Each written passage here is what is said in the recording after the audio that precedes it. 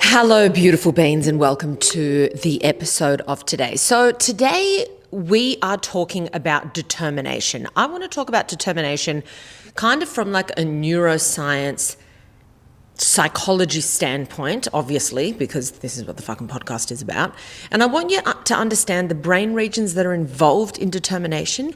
And the reason I want you to understand that is because we know that the brain is plastic, it's moldable. With the correct behaviors and patterns, we can, to an extent, mold our brains and train our brain like a muscle. So by understanding the brain regions and the neurochemicals / transmitters involved in determination, you can train your brain to become more determined. And with determination, that's your grit, that's your tenacity, that's your sticking it out, that's your staying power. That is the difference between wanting something so badly, but feeling like you always make a statement, I'm going to do this thing, I'm going to get this thing, it's going to happen.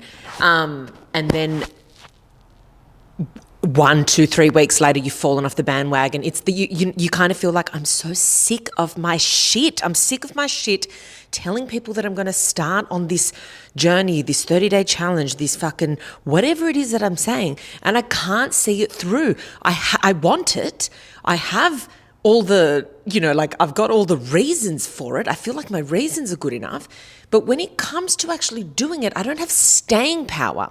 That's determination, which is different to motivation, okay?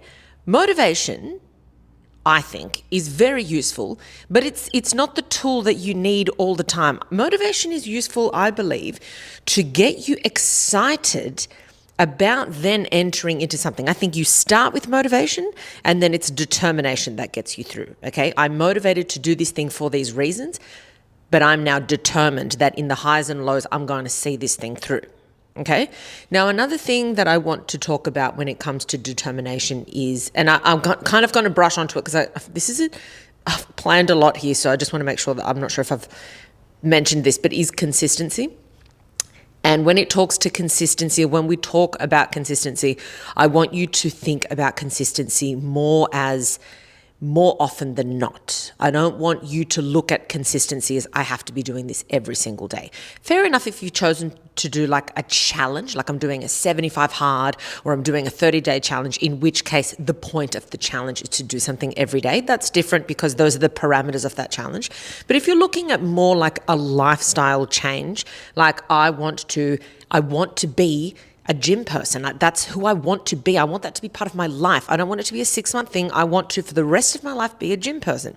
So then if you then say, I have to go to the gym every day, Monday to Friday, then it's going to kind of be a little bit difficult to stick to for a lot of people, because it's something that's probably they're not really used to, they're trying to get into. So when I say more often than not, my favorite one is no 2 days off in a row. You just say to yourself, as long as my hit rate is above 50%, the changes that I'm going to see are astronomical. Because listen to this.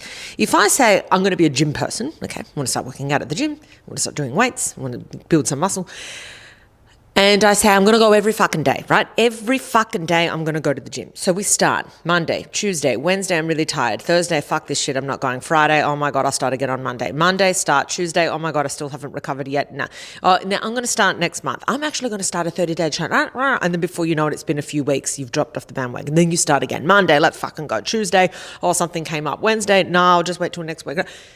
Right? So we have stop, start. And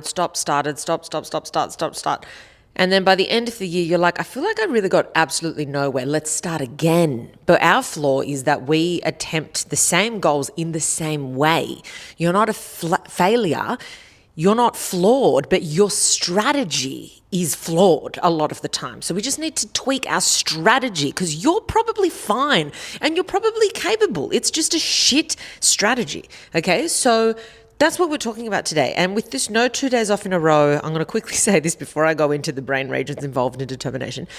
When you do no 2 days in a row, the difference is, as long as I have no 2 days off in a row, putting aside actually being sick or actually going away on holidays or something where it's not realistic, then I'm going to keep going. Monday, go to the gym. Tuesday, that was actually a harder session than I thought. I'm actually going to take a chill day. Wednesday, I'm feeling better, I'm going to the gym. Thursday, I go. Friday, I don't go. Weekends maybe don't count. Monday again, I go. Before you know it, it's the end of the year. And more than 50% of the time, even excluding weekends, Monday to Friday, you've got a higher than 50% hit rate. And that is like hundreds of visits. Well, over 100 visits to the gym. When, had you done it the other way, thinking I've got to do it every single day, you probably would have dropped off the bandwagon and taken weeks off at a time, okay? So the beauty of doing that is that you start to become actually consistent. Consistency doesn't mean every single day. It means a relatively consistent pattern, okay? And you have to decide what that pattern is. But yeah, no 2 days off in a row is one of my favorite ones. Okay, so basically, I want you to think about, number one, when we talk about determination and how we're going to become really fucking determined moving forward, is what is actually holding us back, okay? Obviously, inconsistency is the first one. Lack of clarity is a big one for a lot of people. Some people are really clear and then they still struggle. We're going to cover that. But lack of clarity for a lot of people, I find with me, the times that I find myself really lacking in kind of determination is when I can identify I actually haven't really clarified what exactly I want to be doing with this thing. And once I get clarity, it really does help me. It goes a long way. So lack of clarity, having too many options or too many balls in the air, that's a big one because we're trying to juggle too much. It's really difficult to have that heightened focus and heightened attention on this one thing, okay? Distractions, overall, life distractions are going to get in the way. So how do we handle life distractions? Because we can't wait till we're not distracted because life happens all the time. There's always going to be something. There's always going to be a fire that we need to put out or an exciting thing that we need to entertain or, relationships that cause us to, require our energy more so than other times. So there's always going to be things in the way. So you don't want to be like, I'm going to wait till this has died down and this has died down, because that's never going to happen. There's always going to be shit going on, good and bad, that's going to be distracting us. And then, of course, the other one is pacifiers. And a pacifier is things where we choose to distract ourselves actively. That's where, so one is a distractor of like, I've got shit going on, I have to divide my time. The other one is where I'm choosing to, I could be doing this, but I'm going to pacify myself instead and do something else. That's where we kind of, obviously the social media scrolling, it's the kind of stuff where we look back and say, oh, I feel like I wasted my time. It's watching 10 episodes in a row or 5 episodes in a row when I could have just treated myself with one nice episode. Things like that, okay? So pacifiers. So that's what's holding us back. Now, the neuroscience of determination involves a lot of brain regions, okay? There's cognitive processes that drive persistence, goal-directed behavior, resilience in the face of challenges. Determination is obviously heavily linked to motivation, willpower. Executive function is a really big one.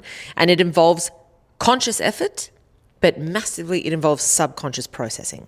If you make determination purely conscious effort, it's going to feel like a lot of effort, and that is where people burn out. That is where people think, fuck this shit, I'm just going to enjoy my life, and then we excuse ourselves. We almost like make an excuse for ourselves. We kind of say, I'm going to really, really try hard at this. And then we do it and we think, this is so unpleasant. Why am I torturing myself? I deserve to rest.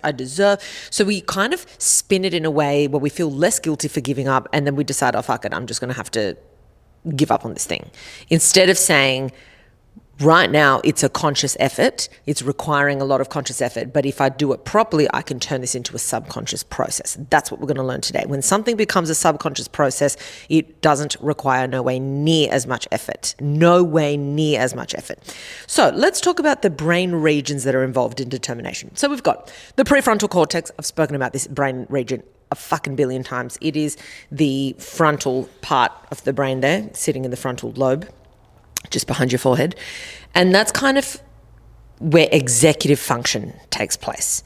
So this is planning, problem solving, self-discipline, detection of errors and being able to correct from an error, pushing past things despite setbacks. It's that kind of executive function, where you're able to weigh up reward versus consequences.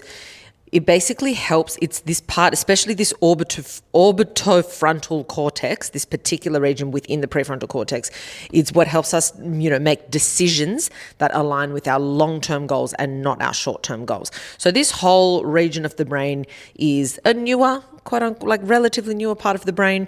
It's what kind of makes the human brain relatively superior because of this forward planning, because of our ability to, see way into the future and, plan for our goals. And, when people have massive problems with addictions, for example, they have a lot of shutdown going on in that part of the brain, because even though they know deep down that doing a certain thing long term is going to be terrible, they just don't have the strong enough executive function to override other regions of the brain. Okay, then we've got the basal ganglia. So this is kind of known as like the persistence engine within the brain. So this works very closely with the prefrontal cortex, and it reinforces habits and it reinforces sustained effort. Okay, so it also plays a role in motor planning, action execution, but it also makes it a lot easier to stay on course. We've got the amygdala, we all know as kind of the emotional center, the fear-based center. We know it as fear and stress, the amygdala, but it also contributes to determination by generating this emotional intensity, okay? So all brain regions serve a very good purpose. I don't want people thinking, I need to shut off my amygdala because I don't want fear and I don't, no. We need the brain working cohesively. We need it working as, all the parts working together as a team. So the amygdala plays a very significant role, and it helps us generate, because you don't want to be purely logical with no emotion whatsoever. We are emotional beings. We just don't want our emotions to completely take over to this extent where we feel paralyzed and unable to do shit, right? We need the emotion as the driver, as kind of what's going to generate that intensity. And then we use the prefrontal cortex as like, now let's put a fucking strategy in place and let's stick to it, okay? And this is really good to help us become emotionally invested in goals. So that emotional center of the brain is what is going to make us stay invested in something emotionally, like why it's so important to us based on our morals and our values. Then we've got the striatum, which is kind of the reward anticipation part of the brain. It is within the basal ganglia of the brain, which is like a whole section. I feel like I need to do a whole anatomy of the brain mini course, but that's for another day. But this part of the brain is really big in processing, like in reward processing and prediction and dopamine-driven motivation, okay? It's also really good at sustaining motivation by reinforcing kind of small victories along the way. Then we've got the hypothalamus, which is the stress and energy regulator within the brain, among doing many other things. The hypothalamus is in charge of a lot of fucking things in the brain. But this regulates stress hormones quite a bit. So it regulates cortisol, adrenaline, and energy levels needed for persistence as well. So we're balancing kind of effort with psychological needs. So we're not burning out, but we're understanding the right amount of effort involved. Now let's go into the neurochemicals. We got dopamine, which is the driving force. So this is what gives you the initial boost of motivation, pleasure. It's kind of it's linked to addiction, but it's kind of the willingness to do something. That's how I like to look at it. It's reward anticipation, okay? This is released in many areas of the brain, so I'm not going to go into exactly that, but it's very big in reinforcing goal-directed behavior as well. So dopamine is phenomenal when we can use it for goal-directed behavior and not just like, addictive things. I want dopamine. Earned dopamine, brilliant, because it makes you stay on task. It makes you more willing to do something. Quick hits of dopamine, like addictive style dopamine, like social media, smoking, gambling, that kind of thing, that's going to deplete your dopamine because you're getting a spike and then a dip below your baseline. And then you're less likely to have that dopamine sitting there ready to push you to do that next thing. We've got serotonin, which, yes, we know is a happy chemical, but it's also a mood stabilizer. So this is like emotional regulation, patience, preventing discouragement. If we're feeling, serotonin is kind of like, I like to also call it like when we're feeling grateful. When you feel gratitude, that's serotonin, not dopamine. Dopamine's more like, oh my God, I have to have that thing. I want that thing. I feel pleasure. Serotonin is more like, I link it more to that feeling of like peace and gratitude kind of thing. It also plays a role in long-term goal persistence because of that emotional balance that it maintains. Then we've got norepinephrine, which is alertness. So this is focus, energy when you're in a challenging situation. So if I'm like, oh, I've got to go to the gym, by the time I get to the gym, that's when I want that like surge of like, right, let's fucking go. Or if I'm, doing a course, when I get to the actual exam, that's what we want, okay? Then we've got endorphins, which are the natural painkillers. Endorphins reduce discomfort, and by reducing discomfort, they're going to increase resilience to physical or mental stress. So endorphins are endogenously produced morphine.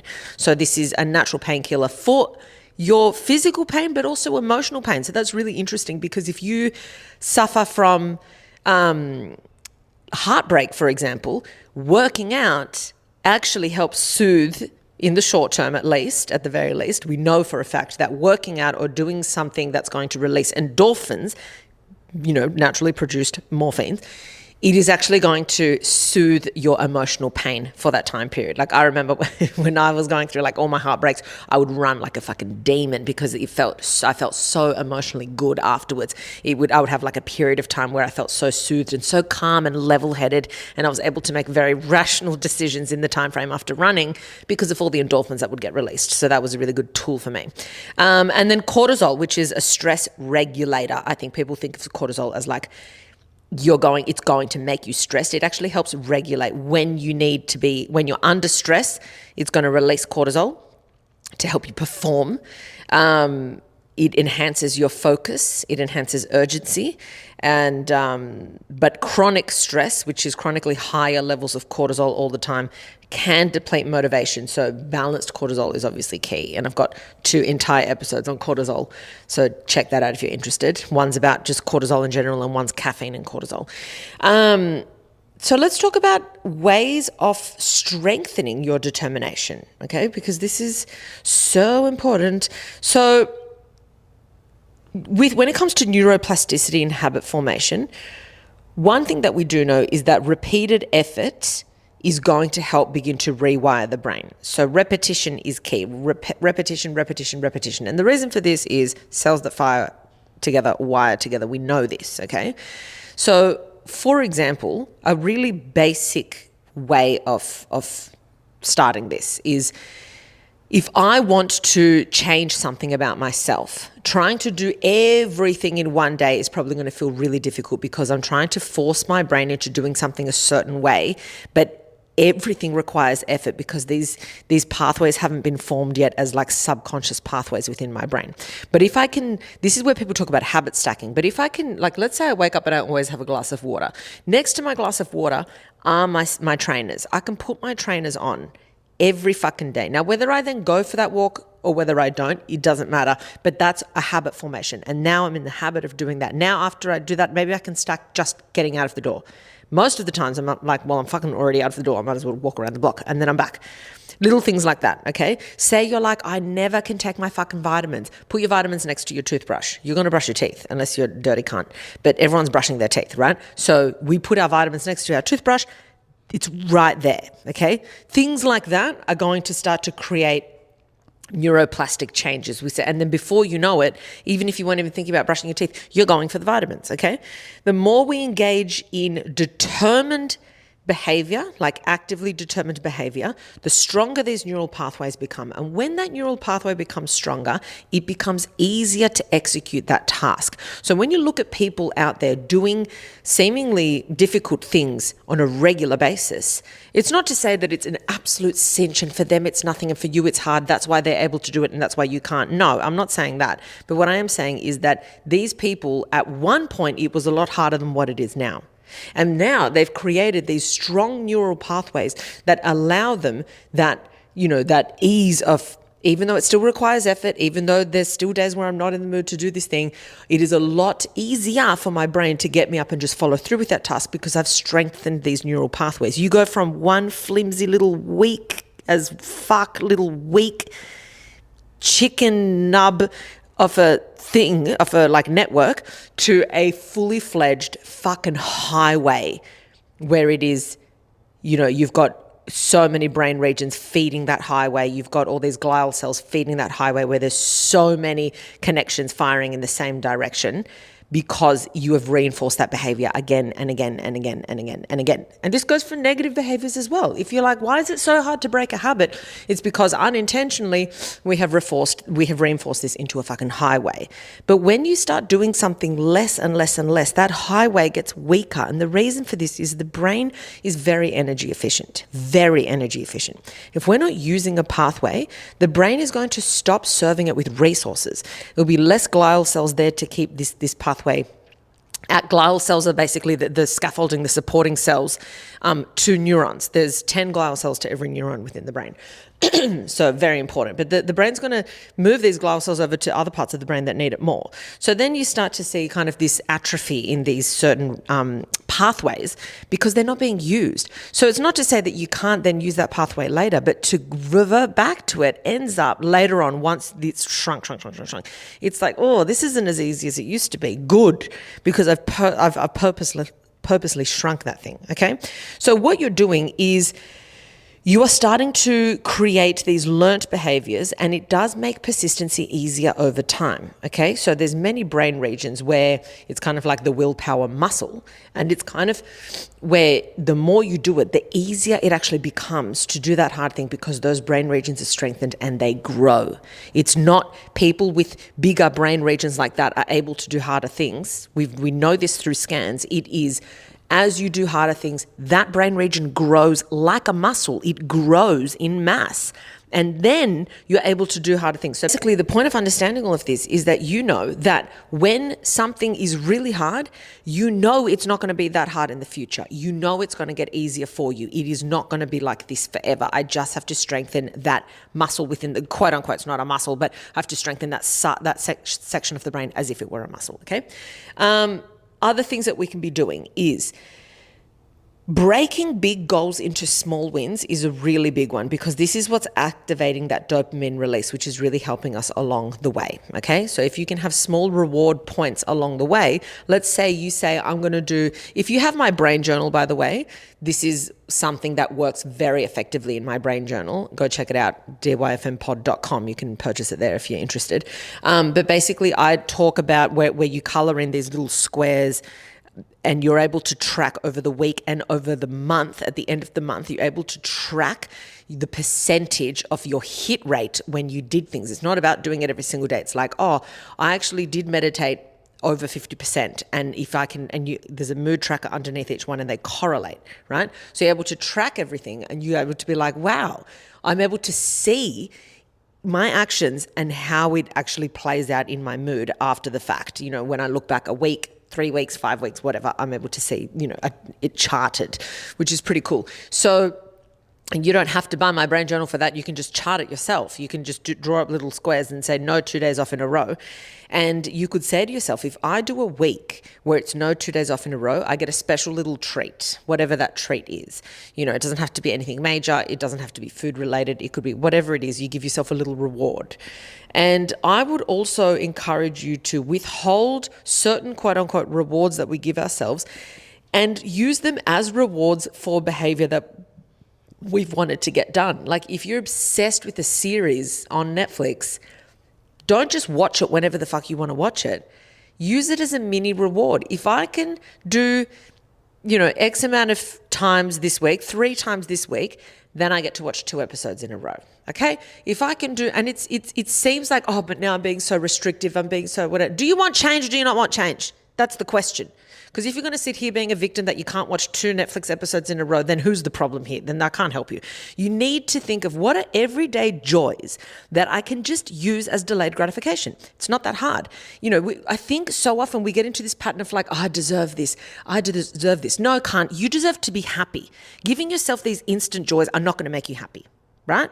So what do you actually deserve? Do you deserve long-term happiness where you've got balance in your life, where you're disciplined and following things through and you feel like you've got purpose and you're on purpose and it feels good? It's like this good effort. Or am I going to fool myself and say, oh, I deserve this and keep giving myself all these quick hits, these quick wins, and then always putting off what's actually important to me and never actually getting it done? So don't fool yourself at the end of the day and be like, oh, I really deserve this fucking thing when you're like, I've been banging on about the same fucking shit for the last 3 years and I've never made a change. You deserve to make a change. That's what you deserve, okay? So yes, I think you should withhold on little things that could be used as delayed gratification, because that is a massive driver for you to get things done. I'll use a coffee as delayed gratification. I'm not allowed to have my coffee until the dishwasher's empty and there's nothing on the kitchen bench top. It takes me 7 minutes to do that shit, and then I get a coffee. Everybody wins, okay? So that's the kind of mindset that you want to have.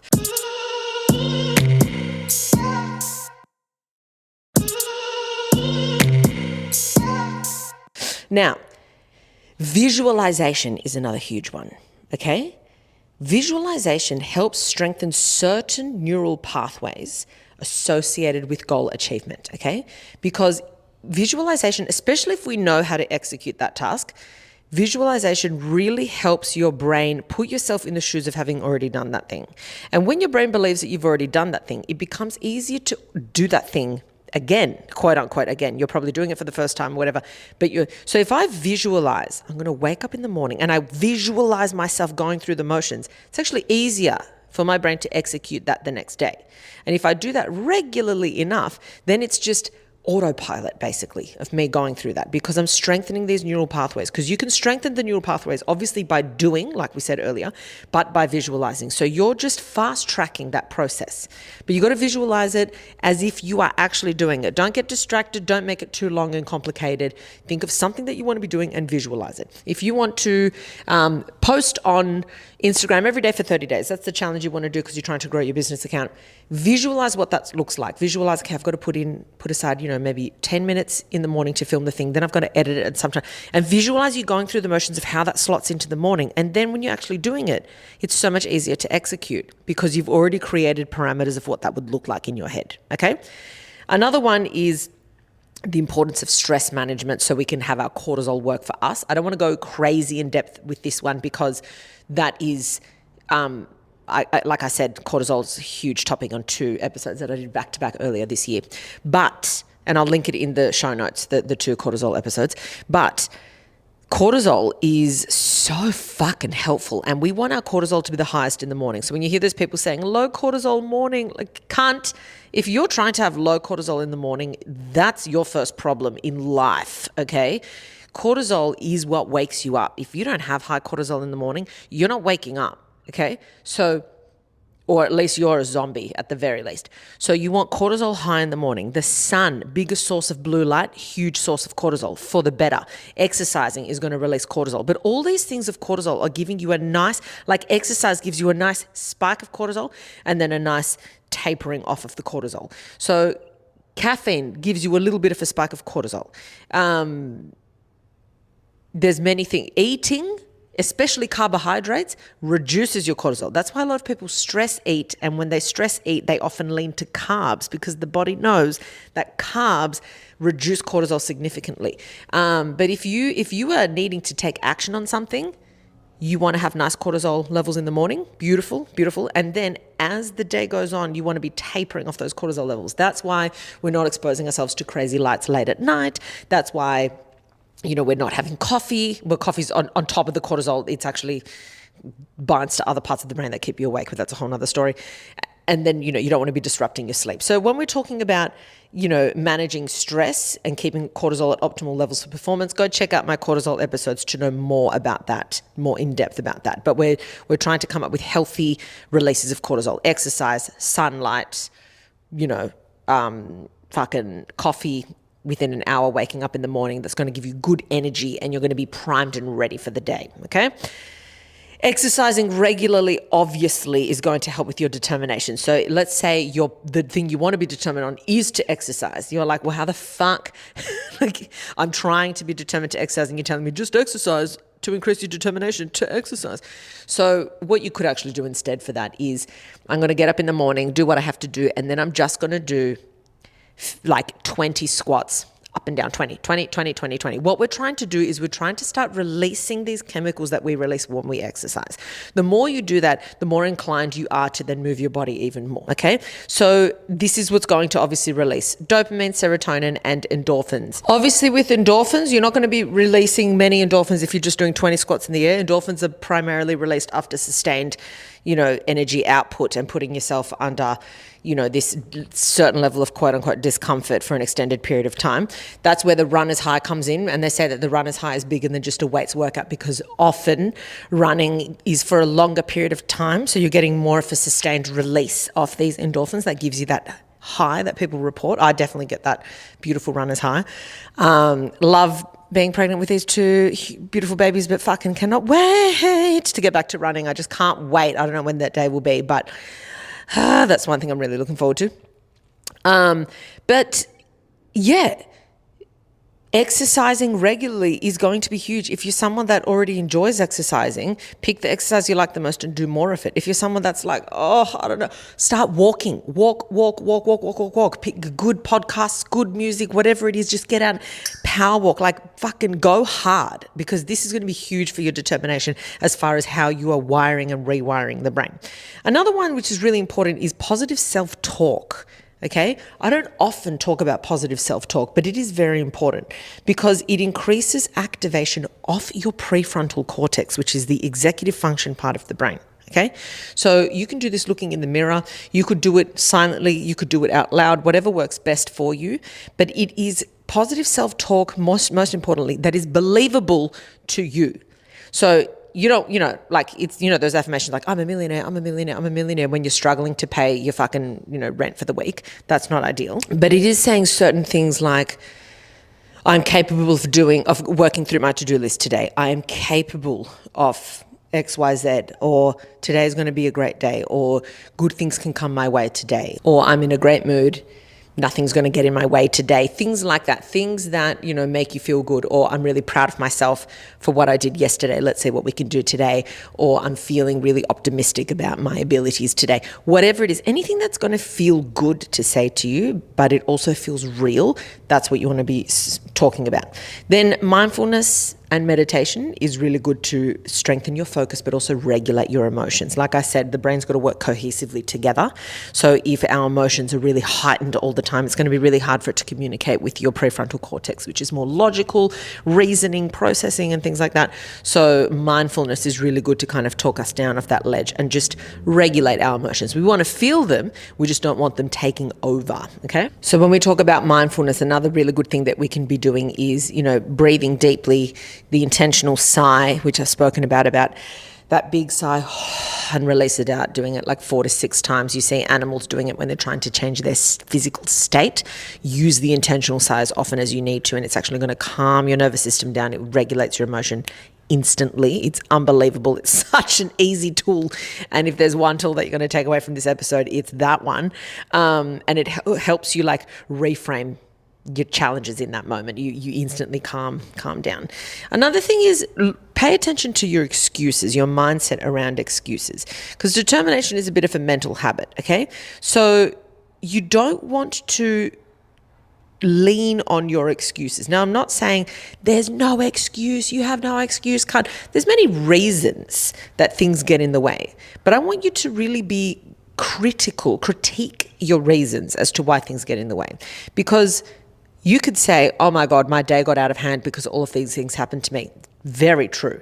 That's a fact, and that's, an excuse or a reason why you weren't able to do certain things.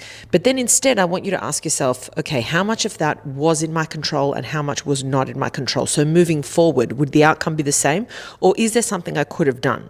And then you start to take back power, because there are going to be days where you say, no, it was all out of my control. The day was literally fucked, and I can acknowledge that and I can move on. But then there'll be other times where you're like, you know what? I noticed that things started getting out of hand in the beginning of the day, and then I kind of threw in the towel halfway through the day. In future, when that happens, maybe instead of throwing in the towel, I don't necessarily have to go to the gym, but I could have just done something light at home. Another thing that you could say to yourself is, was I doing the more difficult things first at the start of the day? Like, was I choosing to do the harder things first, or was I trying to do the easy things first, and then my day got out of the way and then all the hard things went out the window? So you could say, next time, before I have the chance of my day getting out of control, I could have done 1 or 2 of those harder things earlier on. That way, then the only thing that ends up dropping off the bandwagon are the easier, smaller, less important tasks. And then talk about becoming a person of your word. If you're like, every single day I'm not getting it done, limit the things that you're telling yourself that you have to get done. Become a person of your word. I'd rather say, you know what? I'm going to get these 2 things done today. No matter what, I'm fucking getting these 2 fucking things done. Then have a list of 20 things I'm about to do this and get nothing done, okay? Become a person of your word. Cut it down, make it simple, make it sharp, make it intentional, but get it done. And then you can start saying, I'm someone that finishes what I start. I'm someone that follows through with my word. And then when things do crop up in life, you don't feel like you're making excuses because it's a once-off. It's just here and there that you weren't able to do things, but you've created enough consistency that you're not leaning on your excuses. You look at those as like genuine reasons why something didn't get done. But make sure you're not creating a pattern of excuses where you probably had more control than you give yourself credit for. Now, strengthening your emotional resilience is another thing that we can do. So this is boosted by a level of self-compassion. So what I was saying kind of before, it's this idea of like, be real with yourself. You know, if you actually couldn't have gotten anything done, acknowledge that. Being like, is this excuse real or not? And that actually helps with self-compassion because it's not saying, you know, fuck it, I should have done it anyway. It's ridiculous. It's just being logical. Okay. So it's like, do I need to pull myself up or do I need to acknowledge that it just wasn't possible? And when you just stick to facts, then it makes you feel like you're in control of your life because I don't feel like I'm putting myself down. If I can look at a day and say, yeah, come on, cunt, like you could have, I could have done at least one of those things, but I kind of threw the towel in halfway through the day. Versus if I can say, you know what, I feel shit because I got nothing done today. But then I look at my day and I really break it down and I say, well, realistically, would it have been possible? No. Like here I am fighting an uphill battle because today was one of those days where it genuinely wasn't in my control. That's being self-compassionate. No, like pick your fucking battles. Okay. Pull yourself up. Yes. But pulling yourself up also allows you to identify when was it really in my control? When was it not? Okay. Positive self-talk is really good. Reframing, I can't do this, to I can't wait till I can figure out how to do this, or I can't wait till the day that I will be able to do this. One becomes more, you're looking at it as a you know, something in the future. Long term, it's definitely a possibility. It's just a matter of when. And the other one, you're saying, shut it down, shut it fucking down. I'm done. This isn't happening. Okay. And then of course, surround yourself with conversations that are going to reflect how you feel about this thing. If there are people that are always, you know, talking about they can't do this, they can't do that, and telling you, oh my God, you've got this, or don't do that, oh, it's true. Just limit those conversations whenever possible. Try and like keep a bit of a safe space around yourself when you're trying to strengthen this emotional resilience. Now, determination is delayed gratification, okay? So we want to be doing, you know, it's kind of like work before play is what you want to be thinking about it. Do the hard thing now so it's easier later. Because as I've said, you're always going to have discomfort in your life. Discomfort is inevitable. Pain is inevitable. You cannot avoid it. You either have the discomfort of having to do the thing now, then you get to have fun later, or doing whatever the fuck you want now and then living with the dissatisfaction of your life not being where you want it to be. What discomfort would you rather? I have to get up and do this thing now. I have to write this essay. I have to fucking go to that appointment. I have to go to the gym. I have to fucking cook this fucking thing. Or at the end of the year, I'm going to look back being like, I wasted a year. I'm capable. I have the resources. I have the intelligence, and I just didn't do it. And now I feel dissatisfied with my life. Okay, so you pick. I'm not going to judge you. It's your decision. But pain is inevitable. Discomfort is inevitable. You cannot live a discomfort-free life. That's not possible. It's not possible. So pick. And you've got to think about determination and pay attention to this comfort zone, okay? The reason a lot of people fail with determination is because their comfort zone is good enough, okay? This is what I'm talking about, like this, you know, discomfort is inevitable. It's uncomfortable, but it's not killing me. So I can stick at it a bit longer. The problem is that if you were to do this for 10 years, you'd be like, oh, I missed out on all these things I could have done with my life. I missed out on all these experiences I could have experienced, or this, you know, physical strength I could have attained and seen what it was like. And I just never maximized it. I never maximized my potential. And sitting in untapped potential is just sad, okay? It's sad for everyone. There's so many people that you look at and be like, you are wasted potential because you just never tapped into it. And potential is fuck all if you don't actually do something about it, okay? So we've got to think about it like, is my comfort zone just too comfortable at the moment. And if that's the case, how do I emotionally frame it so I can snap out of it? Because what I spoke about earlier about, serotonin and the emotional center and the amygdala and all of that, this is where it's important to frame things for you to be more likely to take action on something. If your comfort zone is too comfortable, you got to remind yourself, I'm going to be very pissed off if I'm sitting in this fucking comfort zone in 5 years' time. All right? So determination, to wrap it up. Determination is a mix of biological, emotional, and cognitive processes within the brain. We want to be looking at this as a holistic approach. We want to realize that when something is difficult, it's not going to be that hard forever. It's actually going to get easier to do that thing, not just because we're physically getting better at it, but it's going to become easier because we're actually strengthening those pathways and those regions within the brain, that the brain then takes this on as a subconscious process. You're using those resources instead of loading too much on your conscious processing, which is what drains you so quickly, what exhausts you, and what makes you throw in the towel. You are subcontracting that job to your subconscious mind and getting a lot fucking done. Okay. So all of these things are going to help you stay focused, push through obstacles, big and small. It helps you be more self-compassionate as well. So you can actually pick your battles properly and not take the piss. And it's going to help you get through things even when things aren't that great and when things are pretty tough, okay? Determination is rooted in everything I just spoke about. It's the neuroscience, it's the psychology, and it's how we start to rewire our brain for kind of progress in whichever area that you want, okay? So hopefully this made you kind of look at determination as something that's malleable and changeable. And when we put these tiny little behaviors, we start to strengthen those brain regions, the prefrontal cortex with the basal ganglia, with the amygdala. And when those regions start talking to each other better, they get strengthened. And then what seemed difficult once becomes kind of almost automatic or autopilot later on in life. Okay. So yeah, I just hope that this gave you a little nudge that you needed, made you feel a little bit more motivated, made you feel a little bit more in control and excited for what's to come next week, next month, next year. If you are interested in the Brain Journal, just go to www.dyfmpod.com and you can purchase the Brain Journal there. And if not, you can just you could just write on a piece of paper and track your, no 2 days off in a row kind of goals as well. But I will link my website in the show notes, and I will link the cortisol episodes in the show notes as well. Guys, thank you so much for listening to today's episode. Love you guys so much. As always, remember, be kind to yourself, be kind to your brain. Don't take shit from anyone, and especially don't take shit from yourself, especially. Danke.